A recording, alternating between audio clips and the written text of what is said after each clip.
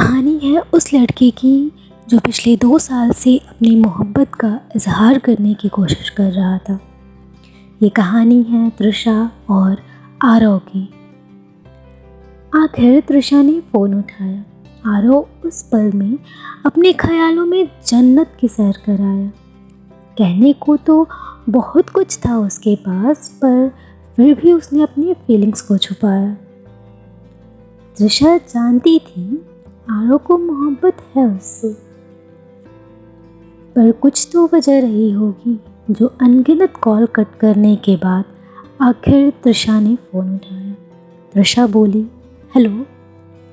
हालांकि तृषा की आवाज़ में रूखापन था, पर कहते हैं ना, इसमें हर चीज़ खूबसूरत लगती है, चाहे उसकी कोई अदा हो या वो खुद। उसकी आवाज़ सुन आरव कुछ ऐसे खो गया मानो अरसी से मांगी हुई आरव की दुआ कबूल हो गई। उसके दिल की धड़कनें कुछ ऐसे बढ़ गई मानो तृषा ने सिर्फ फ़ोन नहीं उठाया, बल्कि फ़ोन उठा के मोहब्बत का इजहार कर गई। आरव इस पल को ज़िंदगी भर के लिए रोकना चाहता था, क्योंकि उसने इस पल का 8 महीने और 7 दिन से इंतज़ार किया था। इससे पहले कि वो ख्यालों की दुनिया से बाहर आता, तृषा बोली, स्टूपिड, तुम्हें समझ नहीं आता, मैं तुमसे बात नहीं करना चाहती। मुझे ना तुम्हारी आवाज़ पसंद है और ना तुम। कोई और नहीं मिलती तुम्हें तो बताओ, मैं ढूंढ दूँ। उसकी बातों से आरव अंदर ही अंदर टूट रहा था। ये नया नहीं था, पिछले 2 साल में ऐसा 3 बार हो चुका था।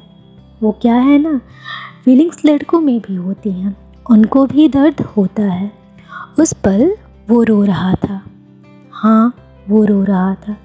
उसकी दुनिया मानो कुछ पल में बदल गई, पर फिर भी वो मुस्कुराता रहा। उसने 8 महीने 7 दिन बाद तृषा की आवाज़ जो सुनी थी,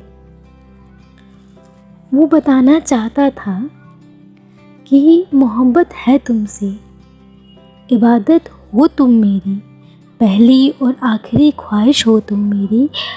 पर तृषा की बातें सुन अपने दिल का हाल बयां नहीं कर पाया और अपनी फीलिंग्स को फिर से उसने छुपाया। महज 7 सेकंड में ये बातें हुई थी। इतनी बेइज्जती, इतनी बेरुखी के बाद भी आरव ने कहा, क्या हम फिर से दोस्त बन सकते हैं? क्या करता जनाब, मोहब्बत क्या क्या नहीं कराती। शायद तृषा हाँ करना चाहती थी, क्योंकि इस बार उसकी आवाज़ में नाराज़गी नहीं थी, ना रूखापन था। शायद इस बार उसकी आवाज़ में अपनापन था। फ़ोन कट गया तृषा के आखिरी जवाब के बाद। आरव ने कसम खाया कि ना करेगा कॉल आज के बाद। अब की बार बातों को 86 सेकंड पूरे हो चुके थे और साथ ही कुछ सपने अधूरे रह गए थे। ये 86 सेकंड आरव की ज़िंदगी का सबसे खूबसूरत और कीमती लम्हा था, और साथ ही अपनी पहली मोहब्बत को वो हमेशा के लिए खो चुका था। उस आखिरी जवाब ने आरव को इस कदर तोड़ दिया जिस कदर शीशे के टूटने के बाद उसका सिमटना नामुमकिन सा हो जाता है।